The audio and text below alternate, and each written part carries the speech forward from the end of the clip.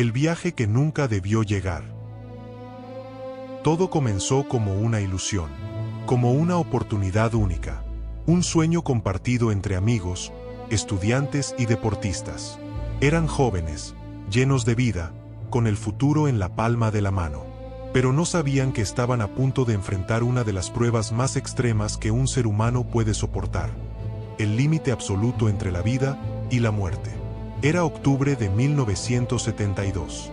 El equipo de rugby del Colegio Stella Maris, conocido como Old Christians Club, de Montevideo, Uruguay, se preparaba para un partido amistoso en Santiago de Chile. Para llegar allí, alquilaron un avión Fairchild FH-227 de la Fuerza Aérea Uruguaya. El vuelo 571. A bordo iban 45 personas, jugadores, familiares, amigos y tripulación. Todos tenían motivos para sonreír. Algunos iban por la emoción del deporte, otros por conocer un nuevo país. Nadie sospechaba lo que estaba por ocurrir. El 12 de octubre salieron de Montevideo, pero una tormenta en la cordillera los obligó a aterrizar en Mendoza, Argentina. Esperaron un día. Luego, el 13 de octubre, despegaron con buen clima. El plan era cruzar los Andes en un tramo corto hasta llegar a Santiago. Pero lo que parecía una rutina de pocas horas, se convirtió en una pesadilla de más de 70 días. El piloto, el teniente coronel Julio Ferradas, era experimentado. Su copiloto, Dante Lagurara, no tanto. La ruta era peligrosa, pero habitual. A determinada altura, por un error de navegación y mal tiempo, los pilotos creyeron que ya habían cruzado los Andes, cuando en realidad estaban justo en medio de la cordillera. Pidieron permiso para descender, y lo obtuvieron. Fue entonces cuando el avión, aún entre picos nevados, descendió en picada, creyendo que tenía terreno seguro por debajo. La visibilidad era casi nula. A las 15:34, el ala derecha del Fairchild golpeó la ladera de una montaña. El impacto arrancó la cola del avión, que cayó en picada en medio de la nieve. Algunos pasajeros fueron expulsados instantáneamente. Otros murieron por el impacto. La nave, en ruinas, se detuvo tras deslizarse cientos de metros sobre un glaciar. El silencio fue absoluto. Luego, los gritos, el frío, el dolor, la confusión. En el primer momento, murieron 12 personas. Entre ellos, la madre de uno de los jugadores y los 2 pilotos. Muchos otros estaban heridos, con fracturas expuestas, costillas rotas o atrapados entre los hierros. Estaban a más de 3.600 metros de altura, rodeados de montañas, sin comida suficiente, sin ropa adecuada, sin señal de radio, y lo peor, sin que nadie supiera exactamente dónde habían caído. Los primeros días fueron de puro instinto. Convirtieron los restos del fuselaje en refugio. Usaron los asientos como colchones. Taparon huecos con maletas. Rezaban. Lloraban. Algunos aún creían que serían rescatados pronto. Pero pasaban los días. Y no llegaba nadie. Escuchaban en una radio portátil los reportes de búsqueda. Hasta que, al 8º día, la noticia cayó como un puñal. La búsqueda había sido cancelada. Las autoridades asumían que todos estaban muertos. La esperanza se quebró. El hambre se volvió insoportable. Habían consumido todos los chocolates, mermeladas, botellas de vino. Buscaron musgo, masticaban cuero, probaban hielo, pero no bastaba. Algunos empezaron a debilitarse, a desmayarse. Fue entonces cuando surgió la conversación que ningún ser humano debería enfrentar jamás. ¿Qué harías para sobrevivir? Roberto Canessa y Gustavo Cervino, ambos estudiantes de medicina, fueron los primeros en plantearlo. Si querían vivir, tendrían que alimentarse de los cuerpos de sus compañeros muertos. El frío había conservado los cadáveres. Pero el tabú, el horror moral, era inmenso. Dudaron, lloraron, se negaron, pero el hambre seguía. La muerte se acercaba, hasta que un grupo tomó la decisión. Eligieron el sacrificio, eligieron el dolor de sobrevivir, y con un pedazo de vidrio roto, cortaron carne de los cuerpos. La compartieron, lloraron mientras la masticaban. Era una muerte en vida, pero era la única opción. Y fue así como los 29 sobrevivientes del accidente del vuelo 571 cruzaron una frontera invisible. El límite de lo humano, el límite de lo moral. Para vivir, se volvieron caníbales. Pero la historia no terminaba ahí, porque la tragedia no solo se alimentaba del frío y del hambre. El 29 de octubre, una avalancha arrasó el fuselaje durante la noche. 8 personas murieron aplastadas mientras dormían. El resto quedó atrapado durante 3 días bajo la nieve, respirando el poco aire que había. La muerte seguía llevándose a los más débiles. Ya quedaban 19, y aún no había ninguna señal de rescate.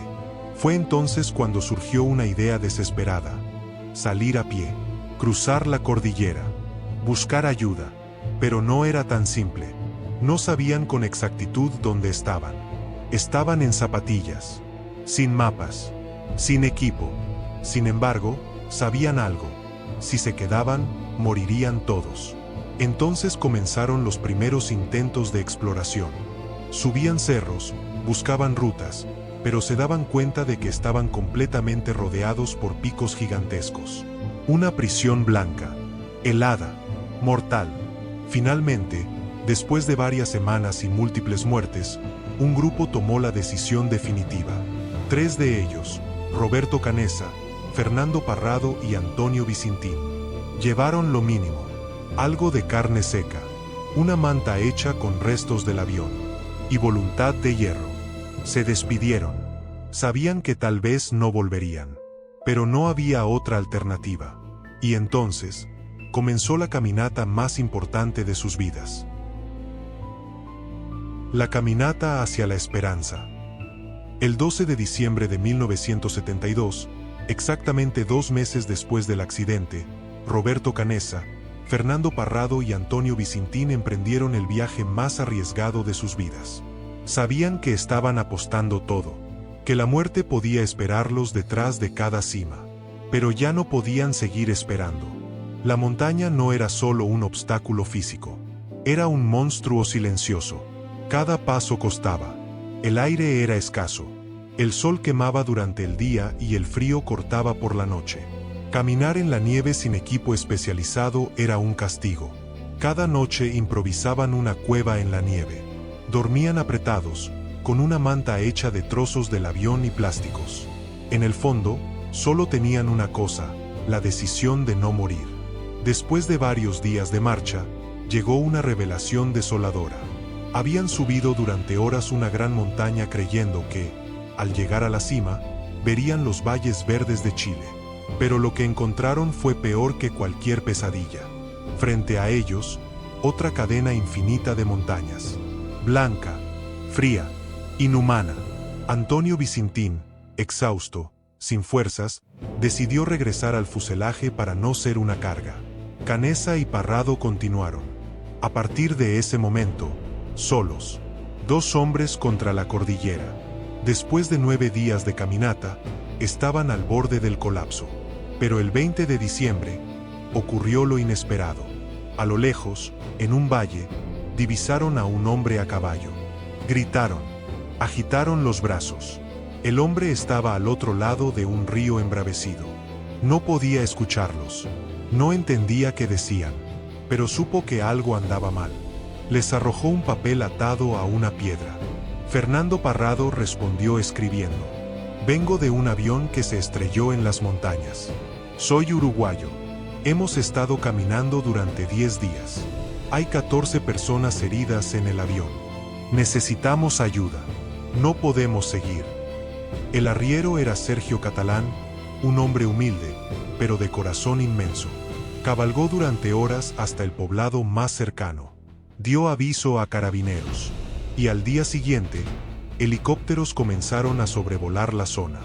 Por primera vez, la esperanza era real. El 22 de diciembre, 2 meses y 10 días después del accidente, los rescatistas llegaron al lugar exacto del fuselaje. Allí, entre la nieve, encontraron a los 14 sobrevivientes que quedaban. En total, 16 personas habían logrado sobrevivir a la pesadilla. La noticia sacudió al mundo. Los medios internacionales no podían creerlo. Un grupo de jóvenes uruguayos había sobrevivido 72 días en los Andes, a más de 3.600 metros de altura, soportando temperaturas de hasta menos 30 grados, y recurriendo al canibalismo para no morir. La reacción del público fue mixta. Algunos los llamaron héroes. Otros los juzgaron. ¿Cómo era posible que hubieran comido carne humana? ¿Cómo habían tomado esa decisión? Ellos, en cambio, hablaban con dolor. Nunca lo justificaron como algo fácil, pero lo asumieron con dignidad. En entrevistas posteriores, Canessa dijo: «La moral no te sirve en una tumba. Hicimos lo que teníamos que hacer para vivir. No fuimos criminales. Fuimos personas que lucharon por sobrevivir». El Vaticano incluso se pronunció. Un portavoz aclaró que, en situaciones extremas, la supervivencia podía justificar actos impensables. La sociedad, poco a poco, comprendió el horror y la valentía de esa decisión. El rescate no fue solo físico, fue emocional. Cada uno de los 16 sobrevivientes volvió a Uruguay con cicatrices físicas, pero sobre todo, con una historia que los marcó para siempre. Muchos de ellos mantuvieron un vínculo profundo, una hermandad única. Nadie más podría entender lo vivido allá arriba. Nadie más podría saber lo que fue despertar entre cadáveres, rezar por ayuda y comer para no morir. Los años pasaron, pero el recuerdo nunca se apagó. En 1993, la historia fue llevada al cine en la película Viven, protagonizada por Ethan Hawke.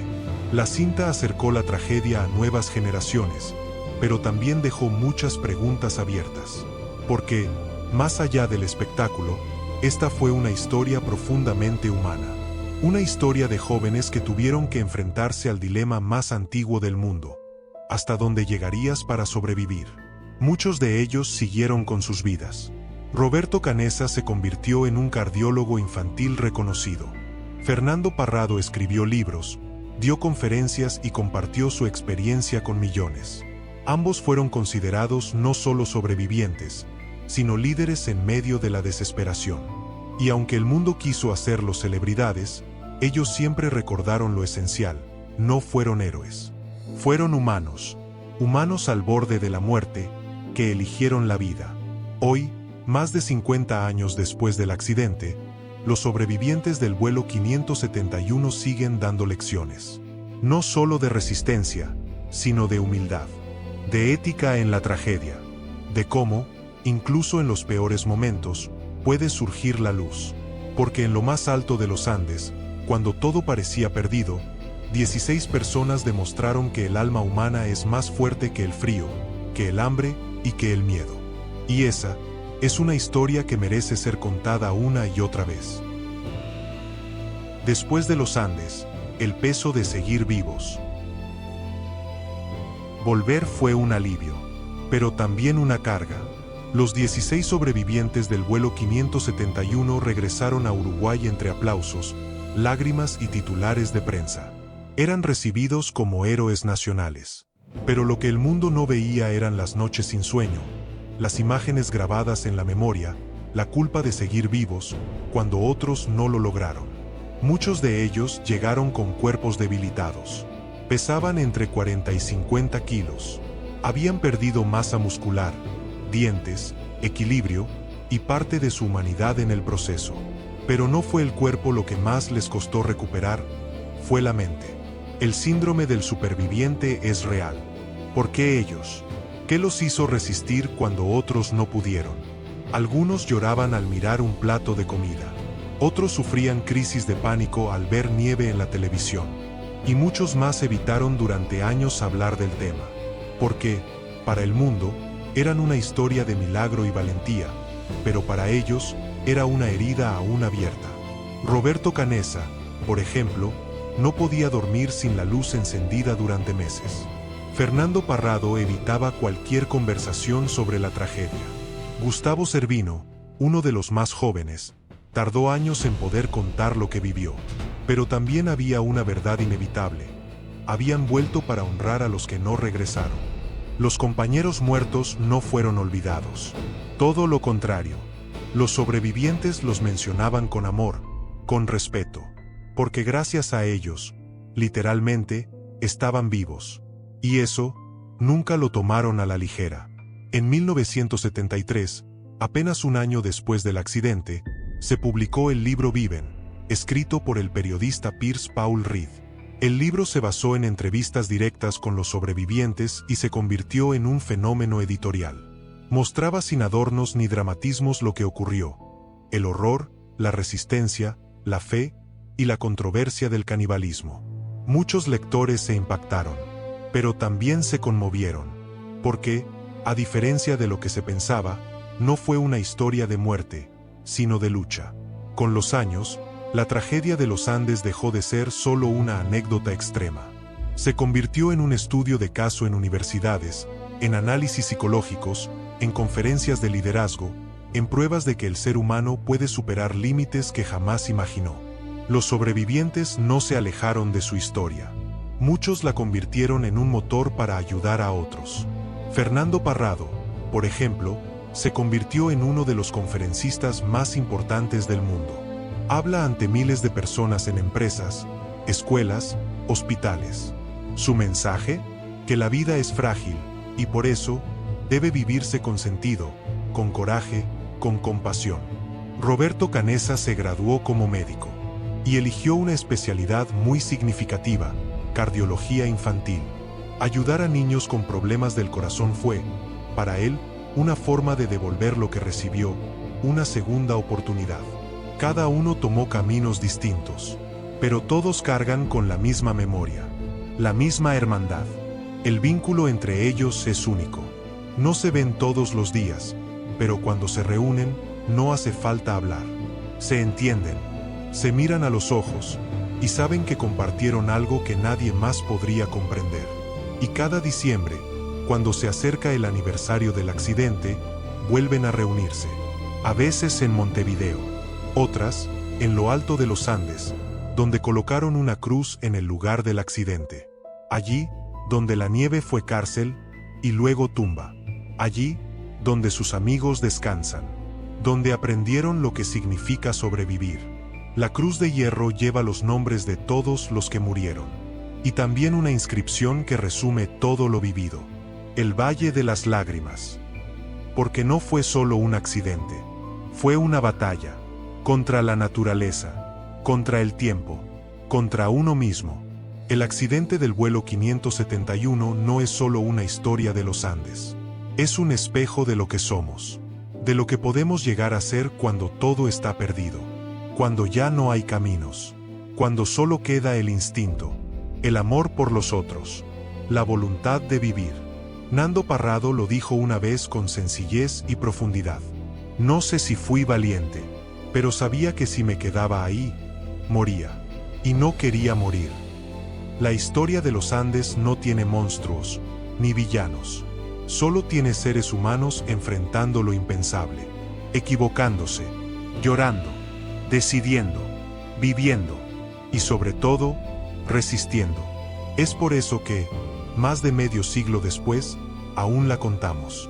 No por el morbo, no por el escándalo, sino porque nos recuerda que, incluso en el infierno, el ser humano puede elegir la vida. Y a veces, eso es lo más valiente que puede hacerse. Lo que los Andes nos dejaron. Han pasado más de 5 décadas desde aquel 13 de octubre de 1972. Las nieves de los Andes ya no guardan los mismos rastros, pero la historia sigue viva en la memoria de millones. Los sobrevivientes del vuelo 571 envejecieron. Algunos ya han partido. Otros siguen compartiendo su historia, no para revivir el dolor, sino para sembrar algo más profundo: la semilla de la resiliencia, la fuerza de la esperanza, la profundidad del sacrificio. Cada vez que recordamos esta historia, no estamos hablando solo de un accidente. Estamos hablando de la condición humana, de las decisiones extremas que se toman cuando no hay otra salida, de lo que ocurre cuando el cuerpo ya no puede más, pero el espíritu aún se niega a rendirse. Es una historia que nos obliga a preguntarnos: ¿quiénes seríamos nosotros allá arriba? ¿Tendríamos el coraje de seguir? ¿Seríamos capaces de ayudar a otro, incluso cuando no podemos ayudarnos a nosotros mismos? Hay una lección profunda escondida en la nieve de los Andes. No es la muerte lo que da miedo, es morir sin haber luchado. Los que vivieron esta historia lo hicieron con cicatrices físicas y emocionales, pero también con gratitud, porque aprendieron, en lo más alto y helado del mundo, que cada segundo cuenta, que los abrazos no deben postergarse, que la vida es un regalo. Uno de los mensajes más potentes de los sobrevivientes, incluso después de todo lo vivido, fue este: nunca pierdas la fe, nunca pierdas la esperanza, y cuando pienses que no puedes más, sigue, porque tal vez, en el próximo paso, esté la salida. Ese paso fue el que dio Roberto Canessa, el que dio Nando Parrado, y el que dio cada uno de los 16 que regresaron para contarla. Y ahora, esa historia también es tuya. Gracias por acompañarme hasta aquí. Gracias por escuchar no solo una historia de tragedia, sino una historia de lucha, de humanidad y de vida. Si este video te conmovió, te invito a darle like, compartirlo con alguien que necesite inspiración, y sobre todo, suscribirte al canal para que podamos seguir contando más historias como esta. Reales, profundas y que nos dejan pensando. Déjame en los comentarios. ¿Conocías esta historia? ¿Qué hubieras hecho tú en su lugar? ¿Crees que todos seríamos capaces de sobrevivir si se nos empuja al límite? Tu opinión es importante. Y sobre todo, tu presencia aquí. Gracias por formar parte de esta comunidad. Nos vemos en el próximo video. Y recuerda, nunca subestimes lo que puedes hacer, cuando tu única opción es vivir.